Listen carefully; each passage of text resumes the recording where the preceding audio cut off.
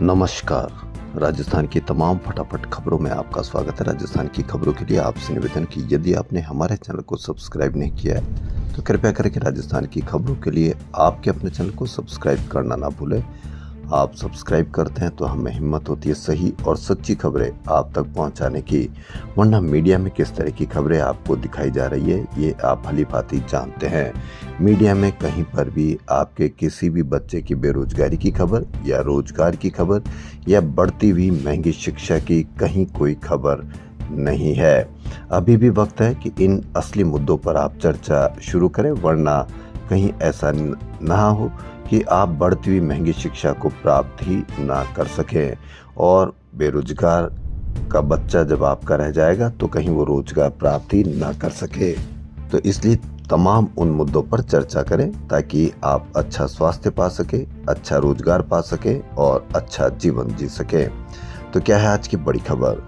पूर्व मुख्यमंत्री अशोक गहलोत 3 दिन से लगातार भाजपा सरकार पर हमलावर है। उन्होंने बुधवार को भजनलाल सरकार पर गिराने की साजिश का दावा किया तो जोधपुर प्रवास के 30 दिन आरोप लगाया कि गृह मंत्री अमित शाह, केंद्रीय मंत्री धर्मेंद्र प्रधान व गजेंद्र सिंह शेखावत ने उनकी सरकार को गिराने में पार्टी में पैसे बांटे थे। उनके पास इसके सबूत भी हैं। हालांकि उन्होंने इसे विफल कर दिया। गहलोत ने बताया कि मध्य प्रदेश, कर्नाटक, महाराष्ट्र में सरकारें बदल दी लेकिन राजस्थान में नाकाम रहे। जिस प्रकार के हालात उन्होंने बनाए, क्या वह संविधान के अनुरूप है? आज यही लोग संविधान दिवस मना रहे। हॉर्स ट्रेडिंग का जिक्र करते हुए पूर्व मुख्यमंत्री ने कहा कि महाराष्ट्र, कर्नाटक और मध्य प्रदेश में विधायकों को खरीदने के लिए कितना पैसा बांटा होगा जिसकी कल्पना भी नहीं कर सकते। वहीं मदरसा बोर्ड के चेयरमैन व कांग्रेस नेता एमडी चौबदार को पार्टी ने अल्पसंख्यक विभाग का प्रदेश अध्यक्ष नियुक्त किया है। पार्टी के राष्ट्रीय महासचिव केसी वेणुगोपाल ने नियुक्ति के आदेश जारी किए हैं। चौबदार झुंझुनू से लोकसभा या विधानसभा टिकट के प्रमुख दावेदार माने जा रहे थे, लेकिन टिकट नहीं मिलने के बाद उनकी नाराजगी की चर्चाएं भी हुई। पार्टी ने उन्हें अल्पसंख्यक मोर्चे में बड़ी जिम्मेदारी सौंपकर न केवल संतुलन साधा है बल्कि अल्पसंख्यक वर्ग को एक स्पष्ट संदेश भी दिया है। पूर्व सीएम वसुंधरा राजे ने आगरा में कहा कि माता विजय राजे सिंधिया को इंदिरा गांधी ने आपातकाल के समय संदेश दिया कि हमारे साथ आओ वरना जेल जाओ। मां ने कहलवा दिया कि वह न उनसे डरती है और न उनकी जेल से। जनसंघ उनका परिवार है जिसे किसी भी कीमत पर नहीं छोड़ सकती। मेडिकल इंजीनियरिंग और कॉलेजों में दाखिले के लिए नीट, जेईई और सीयूईटी की तैयारी कर रहे छात्रों के लिए बड़ी राहत की खबर है। शिक्षा मंत्रालय पड़ताल कर रहा है कि ये परीक्षा 12वीं के छात्रों के लिए कहीं जरूरत से ज्यादा कठिन तो नहीं हो रही। मंत्रालय की हाई पावर्ड कमेटी 4 वर्षों के प्रश्न पत्रों का साइकोमेट्रिक एनालिसिस करेगी। यह भी देखा जाएगा कि प्रश्न पत्र सीबीएसई समेत सभी बोर्डों के औसत छात्रों के लिए कितने अनुकूल है। सहकारी बैंकों में एमडी की नियुक्ति में आरबीआई की गाइडलाइन की पालना को लेकर गुरुवार को सहकारिता सचिव ने एक बैठक बुलाई। बैठक में निर्णय लिया गया कि आरबीआई एक्ट के तहत एमडी नियुक्ति को मंजूरी ली जाएगी। सबसे पहले उन 11 एमडी की फाइल भेजी जाएगी जो तय मापदंड पर खरे उतरे हैं। सहकारी बैंकों की भर्ती परीक्षा में नकल करते पकड़े जाने पर 8 अभ्यर्थियों को प्रक्रिया से बाहर कर दिया गया है। भर्ती का 2 दिन पहले ही परिणाम जारी हुआ। साथ ही परीक्षा केंद्र को ब्लैक लिस्ट करने के लिए IBPS को लिखा गया है। 29 केंद्रीय सहकारी बैंकों के 449 पदों के लिए परीक्षा 1 से 13 अप्रैल को हुई थी। राजस्थान सहकारिता भर्ती बोर्ड ने परीक्षा IBPS से करवाई थी। IBPS ने सीसीटीवी फुटेज के आधार पर बैंकिंग सहायक की परीक्षा देने वाले 8 अभ्यर्थियों को संदेह के घेरे में लिया।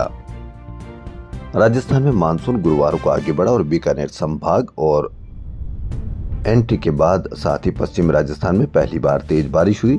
श्रीगंगानगर, बीकानेर और हनुमानगढ़ के कई इलाकों में कई इंच तक पानी बरसा। इसके अलावा सीकर, नागौर, जोधपुर, राजसमंद, दौसा, भीलवाड़ा, जैसलमेर, कोटा और झालावाड़ में भी तेज बारिश हुई। राजस्थान में सबसे ज्यादा बारिश घाटोल तहसील के भूंगड़ा में 115 मिलीमीटर यानी 4.5 इंच बारिश दर्ज की गई। वहीं झालावाड़ के अलग अलग इलाकों में आकाशीय बिजली गिरने से 2 महिला समेत 5 की मौत हो गई। बूंदी के ठीकरिया चारनान में खेत में काम कर रही मंजू भील की बिजली गिरने से मौत हो गई। आप कहीं पर भी इस प्रकार की कोई चर्चा नहीं देखेंगे कि बिजली किस प्रकार गिरती है, किस प्रकार विशेषज्ञ आएंगे कि किस प्रकार आप बिजली गिरने से बच सकते हैं, क्योंकि आजकल विशेषज्ञ दूसरी बातों पर आपको चर्चा में भाग लेते हुए नजर आएंगे और वो ऐसी चर्चा करेंगे जिससे आपका आगे पीछे कहीं पर भी कोई समझौता या कहीं कोई वास्ता नहीं पड़ेगा और आपको इस तरह से भ्रमित कर दिया जाएगा कि आपको पता लगेगा कि आप बिजली से सुरक्षित रह सकते हैं, लेकिन जो वो बता रहे हैं उससे बहुत जबरदस्त असुरक्षित रह सकते हैं। राजस्थान सरकार द्वारा लागू नए बिल्डिंग बायलॉज में कई बदलाव किए। इनमें 40 फीट चौड़ी सड़क पर स्थित भूखंडों पर एक मंजिल ज्यादा निर्माण कर सकेंगे। वहीं 60 फीट की सड़क पर बनने वाली बिल्डिंगों की ऊंचाई एक मंजिल तक कम कर दी गई है। इसके असर से अब G+4 की जगह G+3 तक ही फ्लैट्स बना सकेंगे। इससे वह महंगे होंगे। सरकार को ऐसा काम करना चाहिए ताकि सस्ते हो सके लेकिन महंगे हो सके। ये क्यों किया गया है, इस पर भी आप अवश्य कमेंट करके बताएं। सरकार ने बायलॉज में 40 फीट चौड़ी सड़क पर स्थित 90 से 225 वर्ग मीटर तक के भूखंडों में एक मंजिल अधिक निर्माण की छूट दी है। यानी 12.5 मीटर हाइट के साथ ग्राउंड फ्लोर के अलावा 3 मंजिल निर्माण हो सकेगा। इसके लिए भूखंड 40 फीट चौड़ी सड़क पर होना आवश्यक है, जबकि पुराने बिल्डिंग बायलॉज में इस साइज के भूखंड पर केवल 10 मीटर ऊंचाई यानी ग्राउंड फ्लोर के अलावा 2 मंजिल बना सकते थे। लेकिन प्लॉट साइज 167 से 225 वर्ग मीटर के बीच है तो 1.5 मीटर का सेटबैक छोड़ना होगा। जयपुर में संचालित ECESIC हॉस्पिटल में गुरुवार सुबह बम से उड़ाने की धमकी भरा ईमेल मिलने से हड़कंप मच गया। सूचना मिलने पर सदर थाना police, ATS bomb squad, civil defence व फायर ब्रिगेड की टीमों ने करीब 2 घंटे तक हॉस्पिटल की पूरी बिल्डिंग में सर्च ऑपरेशन चलाया। सर्च में कुछ भी संदिग्ध वस्तु नहीं मिली। तब जाकर सुरक्षा एजेंसियों ने राहत की सांस ली। DCP वेस्ट अमित बुडानिया ने बताया कि गुरुवार सुबह करीब 7:30 बजे आउटलुक पर बनी अजमल कसाब नाम की आईडी से हॉस्पिटल की आईडी पर एक ईमेल आया था जिसमें लिखा था कि तमिलनाडु के IPS डेविडसन देवश्री बाथम ने अपनी पत्नी की ट्रैवल एजेंसी के जरिए पूर्व LTT सदस्यों को फर्जी पासपोर्ट जारी किए हैं। उन्हें पाकिस्तान द्वारा भर्ती किया गया था। राजस्थान विश्वविद्यालय के संगठक एवं संबद्धता प्राप्त संस्थानों में सत्र 2024-25 में राष्ट्रीय शिक्षा नीति 2020 के तहत UG के प्रथम वर्ष एवं द्वितीय वर्ष में अध्ययन कर रहे छात्र छात्राओं की परीक्षा के लिए ऑनलाइन आवेदन की प्रक्रिया प्रारंभ हो गई है। विश्वविद्यालय के परीक्षा नियंत्रक के अनुसार सामान्य शुल्क के साथ 26 जून से 2 जुलाई तक, लेट फीस 100 रुपए के साथ 3 से 5 जुलाई तक और 500 रुपए विलंब शुल्क के साथ 6 से 8 जुलाई तक ऑनलाइन आवेदन कर सकते हैं। जल जीवन मिशन घोटाले से जुड़े ED केस में आरोपी पूर्व जलदाय मंत्री महेश जोशी की जमानत याचिका पर हाईकोर्ट ने शुक्रवार को सुनवाई से इनकार कर दिया। साथ ही जस्टिस अनिल कुमार उपमन ने जोशी की याचिका को अन्य बेंच के समक्ष सूचीबद्ध करने के लिए कहा है। ऐसे में जोशी की याचिका पर सुनवाई जुलाई के प्रथम सप्ताह में होगी। दरअसल जोशी की याचिका पर जस्टिस उपमन के यहाँ पर सुनवाई होनी थी, लेकिन याचिका का नंबर सुनवाई तक आने पर जस्टिस उपमन ने कहा कि वह इसमें सुनवाई नहीं कर रहे। जयपुर शहर के मुल्लीपुरा और प्रतापनगर में सैटेलाइट अस्पताल खुलने की राह और आसान हो गई है। चिकित्सा एवं स्वास्थ्य ग्रुप जयपुर के शहरी प्राथमिक स्वास्थ्य केंद्र मुल्लीपुरा और प्रतापनगर को 50-50 बेड के सैटेलाइट अस्पताल में क्रमोन्नत की स्वीकृति दे दी है। चिकित्सा अधिकारी, नर्स ग्रेड प्रथम एवं द्वितीय, फार्मासिस्ट, नेत्र सहायक, महिला स्वास्थ्यकर्ता, वार्ड बॉय के 35 पदों की और स्वीकृति दे दी है। मानसून मेहरबान रहने से राजधानी की लाइफलाइन बीसलपुर बांध में लगातार आवक जारी है। त्रिवेणी बीते 24 घंटे में 1.90 मीटर के स्तर पर बह रही है और बीसलपुर बांध के कैचमेंट एरिया में लगातार बारिश होने से बांध में 3 सेंटीमीटर पानी की आवक हुई। गुरुवार सुबह बांध में पानी का लेवल 312.55 RL मीटर पहुंच गया। वहीं राजधानी में 4 दिन बाद तेज बारिश का दौर धीमा पड़ा। गुरुवार को दिन भर उमस रही और छितराई बारिश हुई। उधर डिप्टी CM दिया कुमारी ने VKI में रोड नंबर 14 का दौरा किया। इस दौरान JDO और NHAI के अधिकारियों को सड़क से पानी की निकास में हो रही देरी पर नाराजगी जताई। JDA पट्टों और दस्तावेजों में हेरफेर करे एक भूखंड पर एक से अधिक बैंकों से लोन लेने के मामलों को रोकने के लिए JDA ने एक नया सिस्टम डेवलप किया है। इस सिस्टम के जरिए बैंक लोन देने से पहले भूखंड और मालिक से संबंधित सारी जानकारी ऑनलाइन उपलब्ध रहेगी। बैंक एक क्लिक पर यह देख सकेंगे कि भूखंड पर पहले से किसी अन्य बैंक से लोन तो नहीं है। यानी JDA पट्टे पर एक से ज्यादा बैंकों से लोन नहीं ले सकेगा अब भूखंड मालिक। JDA ने ऑनलाइन सिस्टम डेवलप किया। अहमदाबाद एयरपोर्ट पर हुए एयर इंडिया के विमान हादसे के बाद हवाई यात्रियों में डर बैठ गया। जयपुर एयरपोर्ट पर पिछले 2.5 महीने में 8 विमानों में तकनीकी खराबी के मामले सामने आए। दरअसल 25 मई को जयपुर से चंडीगढ़ जा रही एक फ्लाइट में उस समय यात्रियों की सांसें अटक गई जब उड़ान भरने के करीब 30 मिनट बाद ही पायलट्स ने अनाउंस किया कि तकनीकी खराबी के चलते फ्लाइट आगे उड़ान नहीं बढ़ सकेगी। करीब 1 घंटे बाद फ्लाइट कि वापस जयपुर एयरपोर्ट पर लैंडिंग करानी पड़ी। इस फ्लाइट में करीब 65 यात्री मौजूद थे। तो 2.5 माह में 8 विमानों में टेक्निकल फेलियर। 2 मई को फ्लाइट का एक इंजन बंद, दूसरे में खराबी। राजस्थान में साइबर अपराध रोकने के लिए पीएचक्यू ने राजस्थान के सभी थानों में साइबर हेल्प डेस्क और स्टेट व्हाट्सएप हेल्पलाइन शुरू की है। कार्यवाहक डीजीपी डॉक्टर रवि प्रकाश मेहरा ने बताया कि थानों में एक सिपाही साइबर हेल्प डेस्क पर बैठेगा। पुलिस ने स्टेट लेवल पर 2 व्हाट्सएप नंबर भी शुरू किए हैं। एसपी शांतनु सिंह ने बताया कि वित्तीय हेल्प डेस्क पर पोर्टल पर तुरंत आप शिकायत दर्ज करने में मदद मिलेगी। सुनिश्चित कर सकेंगे कि क्रेडिट डेबिट कार्ड नंबर, खाता नंबर, लेन देन आईडी और अन्य महत्वपूर्ण जानकारी सही दर्ज हो।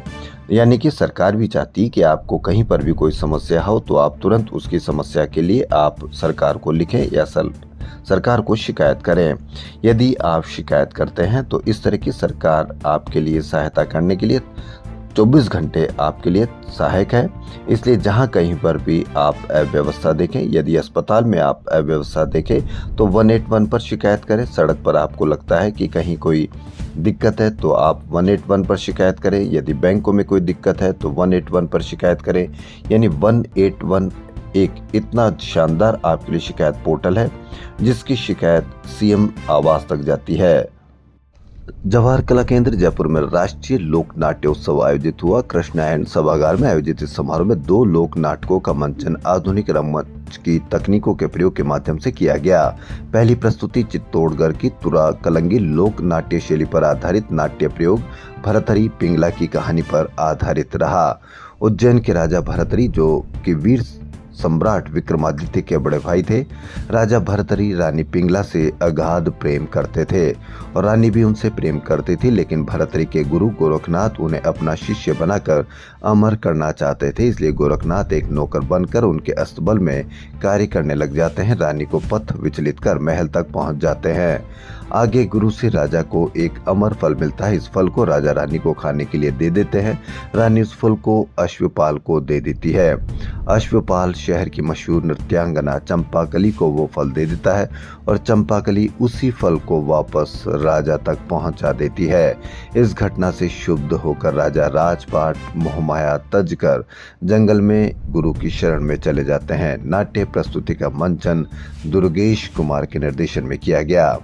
वहीं जवाहर कला केंद्र अब जल्द ही कलाकारों के लिए एक रोजगार हब के रूप में विकसित होगा।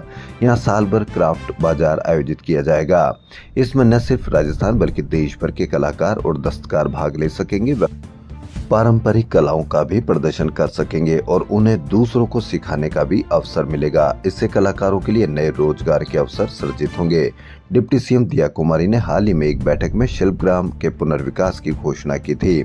अगले 3 माह में शिल्पग्राम की विस्तृत प्रोजेक्ट रिपोर्ट तैयार की जाएगी। यह रिपोर्ट 2 विकल्पों के साथ बनाई जाएगी। एक में झोपड़ियों वाला मॉडल होगा और दूसरे में बिना झोपड़ियों वाला। राजस्थान सरकार ने राजनीतिक फायदा लेने के लिए 21 जिलों की 200 पंचायत के 900 गांवों को नगर निगम, नगर पालिका और नगर परिषद में शामिल कर दिया, लेकिन यह राजनीतिक मंशा गांवों को लाभ देने के बजाय और पिछड़ा बना रही है। 6 महीने से यहाँ ना सरपंच है ना ही पार्षद। शहरी निकाय बनी इन ग्राम पंचायतों में सड़क, पानी और ड्रेनेज के 1000 करोड़ के विकास कार्य ठप पड़े हैं। यहाँ पर 15,000 परिवारों के आबादी में पट्टे लेने का काम पेंडिंग है। साफ सफाई की व्यवस्था नहीं है। सड़क और नलकूप बनाने का काम भी बंद है। भास्कर की ये बड़ी खबर। सरपंच व ग्राम विकास अधिकारी की सरकारी आईडी भी बंद कर दी गई है। ईडब्ल्यूएस जाति मूल निवास जन्म मृत्यु प्रमाण पत्र बनाने का कोई इंतजाम नहीं। लोगों का मन रखने के लिए पूर्व हो चुके कुछ सरपंच प्रमाण पत्रों के आवेदनों पर हस्ताक्षर कर रहे हैं, लेकिन उनकी वैधता पर संकट है। जिन पंचायतों को नगर पालिका बनाया वहां एसडीएम व तहसीलदारों को प्रशासक लगाया, वहीं आसपास की दूसरी नगर पालिका के अधिशासी अधिकारी को ईओ का चार्ज दिया गया है। इससे दोनों का ही कामकाज बाधित हो रहा है। आम जनता को अपनी समस्या व पीड़ा बताने के लिए प्रशासक व ईओ के आने का इंतजार करना पड़ता है। आम जनता इसके लायक भी है क्योंकि वह न शिकायत करती है, किसी प्रकार का विरोध करती है। वह ऐसा मानती है कि ये भगवान की नियति है, जबकि भगवान की नियति नहीं। आप शिकायत करेंगे तो उसका अवश्य कोई न कोई समाधान निकल पाएगा। खंडार के पूर्व सरपंच हंसराज बैरवा ने बताया कि 8 महीने से विकास कार्य के नाम पर एक ईंट नहीं लगी। नगर पालिका में बजट शून्य है। अधिकांश पंचायतों का रिकॉर्ड तालों में है। नगर पालिकाओं और निगमों में फाइलें ट्रांसफर नहीं की गई। ऐसे में पट्टा ट्रांसफर, लैंड यूज चेंज, नई कॉलोनी बिल्डिंग की अनुमति सहित अन्य कामकाज ठप है। निकायों के चुनाव कब होंगे, इसको लेकर भी असमंजस में है। राजस्थान के महात्मा गांधी इंग्लिश मीडियम स्कूलों को 30 जून से पहले शिक्षक मिल जाएंगे। ये जानकारी बीकानेर दौरे पर पहुंचे शिक्षा मंत्री मदन दिलावर ने दी। उन्होंने कहा कि इंग्लिश मीडियम स्कूलों के रिक्त पदों को भरने के लिए हुई चयन परीक्षा में चयनित शिक्षकों के पदस्थापन की प्रक्रिया अंतिम चरण में है। 30 जून तक शिक्षकों की पोस्टिंग कर दी जाएगी। दूसरी ओर तबादलों के सवाल पर उन्होंने कहा कि शिक्षक लंबे समय से स्थानांतरण का इंतजार कर रहे हैं। उनका इंतजार अब खत्म हो गया। जल्द ही शिक्षकों के स्थानांतरण किए जाएंगे। अब देखना यह है कि जल्दी का मतलब कितनी जल्दी किए जाएंगे। सीबीएसई की तर्ज पर राजस्थान माध्यमिक शिक्षा बोर्ड भी अब 10वीं की 2 बोर्ड परीक्षाएं कराने की तैयारी में है। इस दिशा में बोर्ड एक बार एक्सरसाइज भी कर चुका है। अब शिक्षा विभाग के साथ ही बोर्ड स्तर पर इस बारे में राय ली जाएगी। बता दें कि 2025 की बोर्ड परीक्षा में 11 लाख से अधिक विद्यार्थी बैठे थे। आमतौर पर बोर्ड परीक्षा मार्च में होती है, हालांकि पिछले साल फरवरी में हुई थी। जयपुर वासी गोविंद देव जी के समक्ष खड़े होकर न तो उन्हें अपने पद व भजनों की पंक्तियां सुना पाएंगे और न ही निजी काम नहीं होने पर उन्हें उल्हाना दे सकेंगे, क्योंकि रविवार से गोविंद देव जी मंदिरों में भी दर्शनों की व्यवस्था बदलने वाली है। यहाँ भी चित्तौड़गढ़ के सावरिया सेठ और सीकर के खाटू श्याम जी मंदिर के तर्ज पर श्रद्धालुओं को गोविंद देव जी की सिर्फ झलक के ही दर्शन होंगे। मंदिर प्रशासन द्वारा चलते चलते दर्शन की नई व्यवस्था की जा रही है। श्रद्धालुओं को दर्शन के लिए अधिकतम 40 सेकंड का समय मिलेगा। मुहर्रम का चांद नजर आने के साल 1447 का आगाज हो गया है। चांद दिखने के बाद 27 जून को मुहर्रम का महीना शुरू हो जाएगा।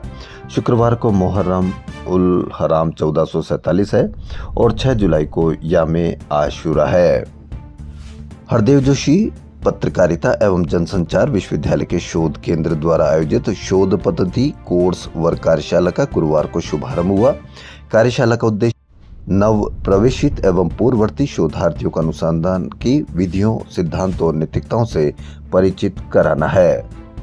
राजस्थान में मुख्यमंत्री स्वनिधि योजना के जरिए रेहड़ी और फुटकर विक्रेताओं को बिना किसी गारंटर के अब लोन देगी। इसके जरिए वे मनचाहा फुटकर व्यवसाय कर सकेंगे। इसके लिए जयपुर ग्रेटर निगम से 27 वेडिंग जोन चिन्हित किए गए हैं। इनमें से 7 आदर्श वेडिंग जोन बनेंगे। इसमें से उन्हें एक निर्धारित स्थान मिलेगा और वेंडर्स अपने काम को सुचारू रूप से चला सकेंगे। साथ ही ग्राहकों को भी सुविधा मिल सकेगी। इस संबंध में गुरुवार को ग्रेटर नगर निगम में फुटकर व्यवसाय पुनर्वास समिति के चेयरमैन अरुण शर्मा की अध्यक्षता में बैठक हुई। राजस्थान विश्वविद्यालय के संगठक महाराजा महारानी कॉमर्स और राजस्थान कॉलेज में सत्र 2025-26 में राष्ट्रीय शिक्षा नीति 2020 के तहत पहली वरीयता सूची जारी करने के बाद दस्तावेज सत्यापन और फीस जमा कराने की गुरुवार को अंतिम तिथि के कारण ज्यादा संख्या में छात्र छात्राएं पहुंची। राजस्थान सहकारी भर्ती बोर्ड की बैंकिंग असिस्टेंट भर्ती परीक्षा के परिणाम में बड़ी खामी सामने आई। इस परिणाम में एक ऐसे अभ्यर्थी को अनुपस्थित बता दिया गया जिसने परीक्षा दी थी। अब अभ्यर्थी अपनी शिकायत लेकर बोर्ड के अधिकारियों के चक्कर काट रहा है, लेकिन उसकी सुनवाई नहीं हो रही। अभ्यर्थी प्रशांत शर्मा का कहना है कि मैं शिकायत लेकर अधिकारियों के पास गया तो मुझे भगा दिया गया। मैं 1 अप्रैल 2025 को इस परीक्षा में शामिल था। मैंने कुकस स्थित परीक्षा केंद्र पर परीक्षा दी थी। तब मैं बायोमेट्रिक ऑथेंटिकेशन, फोटो स्कैन, उपस्थित पत्रक पर हस्ताक्षर सहित सभी प्रक्रियाओं से गुजरा था। शर्मा ने बताया कि अब मैंने इस मामले की शिकायत मुख्य सचिव से की है और समस्या के समाधान की मांग की है। तो आप इस प्रकार की शिकायत करेंगे तो देखा आपने, मीडिया में भी उसकी खबर है और सरकार को भी अब पता लग सकेगा। अब देख लीजिए कि हर कोई व्यक्ति यदि शिकायत करता है तो सरकार को कितना सावचेत रहना होगा और सावधान रहना होगा। रोडवेज प्रशासन ने अनियमितताओं पर सख्त रुख अपना लिया है। अब लापरवाह कर्मियों पर सिर्फ निलंबन की नहीं बल्कि बर्खास्तगी की कार्रवाई की जाएगी। रोडवेज में सख्ती के बावजूद बेटिकट यात्री सफर कर रहे हैं। इससे रोडवेज को आर्थिक नुकसान हो रहा है और कार्यशैली पर भी सवाल खड़े हो रहे हैं। रोडवेज कर्मियों के रवैये पर चेयरमैन एमडी सख्त अब सिर्फ निलंबित नहीं बल्कि बर्खास्त भी होंगे। जवाहर कला केंद्र 32 साल बाद अपने पुराने सिस्टम को अपडेट करने जा रहा है। 17 बुकिंग केंद्र, 11 आर्ट गैलरी, शिल्पग्राम सहित कई हॉल के बुकिंग के लिए अब आने जाने की जरूरत नहीं पड़ेगी। किसी भी स्टेट से वहां की वेबसाइट के जरिए ऑनलाइन वेन्यू बुक करवा सकेंगे। बुकिंग और पैसा दोनों ऑनलाइन जमा होंगे। सबसे बड़ा फायदा टिकट वाले इवेंट कराने वाले संस्थाओं को होगा। केंद्र की साइट से ही कार्यक्रम के लिए टिकट भी बुक हो सकेंगे। राजस्थान के शहरों में हर घर नल कनेक्शन की अमृत 2.0 स्कीम में फर्जी अनुभव प्रमाण पत्र मामले को लेकर मुख्य सचिव सुधांशु पंत ने जलदाय विभाग ने रिपोर्ट तलब की है। इसके बाद पूरे मामले पर संबंधित इंजीनियरों व फर्म के खिलाफ कार्रवाई की जाएगी। विभाग की अतिरिक्त मुख्य सचिव अखिल अरोड़ा की ओर से मुख्य सचिव को पूरे प्रकरण की रिपोर्ट भेजी जाएगी। राजस्थान में मानसून आने के पहले सप्ताह में 3-4 जिलों में बाढ़ के हालात बन चुके हैं। राजधानी जयपुर में ही एक युवक वर्षा पानी के वेग में बहकर मर गया। लेकिन सरकार के हालात यह है कि बाढ़ आने के ठीक कुछ घंटे पहले पूरे प्रदेश के लिए बाढ़ संहिता जारी की है। 33 पॉइंट और लंबे चौड़े आंकड़ों से भरी बाढ़ संहिता में ऐसे आदेश दिए कि पालना हो तो कहीं भी जनहानि नहीं हो। सभी शहरों में सीवर लाइन और सड़कों के गड्ढे दुरुस्त हो जाते हैं। नाले ओवरफ्लो नहीं बहते हैं। खतरे के हर पॉइंट पर जिम्मेदारों के नंबर और बोर्ड लगे होते हैं। लेकिन हालात यह है कि मानसून के राजस्थान में आने के बाद जारी की गई बाढ़ संहिता की एक भी नगर निगम, नगर परिषद और नगर पालिकाओं ने पालना नहीं की है। लिहाजा स्वायत्त शासन विभाग की 319 निकायों में एक ने भी इसकी पालना रिपोर्ट नहीं भेजी। राजधानी में ही रोड पर सीवर मैनहोल खुले पड़े हैं। सड़कों पर ऐसे गहरे और खतरनाक गड्ढे बने हैं कि दोपहिया चौपहिया वाहन तक बह जाए। नए सचिव रवि जैन ने 2 दिन पहले कार्यभार ग्रहण करने के बाद जल भराव व सड़क धंसने के मौका निरीक्षण तेज कर दिए हैं। संहिता में बारिश आने से पहले सारे नाले, नाली, सीवर लाइन, मैनहोल ठीक कर उनको पूरी तरह से ढकना, खुले मैनहोल बंद कर चेतावनी बोर्ड लगाना जैसे 33 बिंदु हैं। भास्कर की ये बड़ी खबर। वहीं 18वीं लोकसभा का 5वां सत्र 21 जुलाई से प्रस्तावित है। 2024 के आम चुनाव के बाद गठित 18वीं लोकसभा के 4 सत्रों में विधायी कामकाज में दक्षता आई है। मुख्यमंत्री भजनलाल शर्मा ने गुरुवार को पूर्व मुख्यमंत्री अशोक गहलोत के बयान पर पलटवार करते हुए कहा कि गहलोत साहब, आप जरा आईने देखिए, कुर्सी के लिए आप कहां तक जा सकते हैं। यह देश की जनता जानती है। देश की जनता यह भी जानती है कि आप कुर्सी के लिए कितना गिर सकते हो। कांग्रेस ने राजनीति और कुर्सी के लिए देश को बर्बाद करने का काम किया। ये जनता धीरे धीरे सब जान गई है। कितने प्रदेशों में चुनी हुई सरकारों को बर्खास्त किया। देश की जनता हर गलती का जवाब मांगती है। आपको इस गलती का जवाब देना होगा। गत 18 जून को उदयपुर में डॉक्टर रवि शर्मा की वाटर कूलर में करंट लगने से हुई असामयिक मृत्यु के मामले को लेकर डॉक्टर एसएन मेडिकल कॉलेज के रेजिडेंट डॉक्टर्स भी न्याय दिलाने के लिए शुक्रवार से अनिश्चितकालीन हड़ताल पर उतर गए हैं। इस दौरान रेजिडेंट संपूर्ण रूप से ओपीडी व वार्ड कार्यों का बहिष्कार करेंगे। हालांकि गत 25 जून से कोटा, बीकानेर, अजमेर और झालावाड़ के रेजिडेंट्स भी इस आंदोलन में शामिल हो चुके हैं। करीब 6.5 करोड़ से ज्यादा सब्सक्राइबर वाले मिस्टर इंडियन हैकर के नाम से चर्चित यूट्यूबर बडलिया गांव निवासी दिलराज सिंह रावत से रंगदारी मामले का मामला सामने आया है। अज्ञात व्यक्ति ने ईमेल पर कुख्यात गैंगस्टर लॉरेंस बिश्नोई के नाम से 80 लाख बिटकॉइन यानी करीब 744 करोड़ रुपए रंगदारी में मांगे हैं। ईमेल में धमकी दी गई है कि पुलिस को इस बारे में बताया तो उसे, उसके परिवार और उसकी टीम के लोगों को नुकसान पहुंचाया जा सकता है। पीड़ित दिलराज ने आदर्श नगर थाने में अज्ञात के खिलाफ प्रकरण दर्ज कराया है। साइबर टीम ईमेल भेजने वाले के आईपी एड्रेस पता लगाकर लॉरेंस गैंग से कनेक्शन खंगाल रही है। राजस्थान की खबरों में फिलहाल इतना ही। यदि आपको राजस्थान की खबरें पसंद आ रही तो आपके अपने चैनल को सब्सक्राइब करना ना भूलें। धन्यवाद।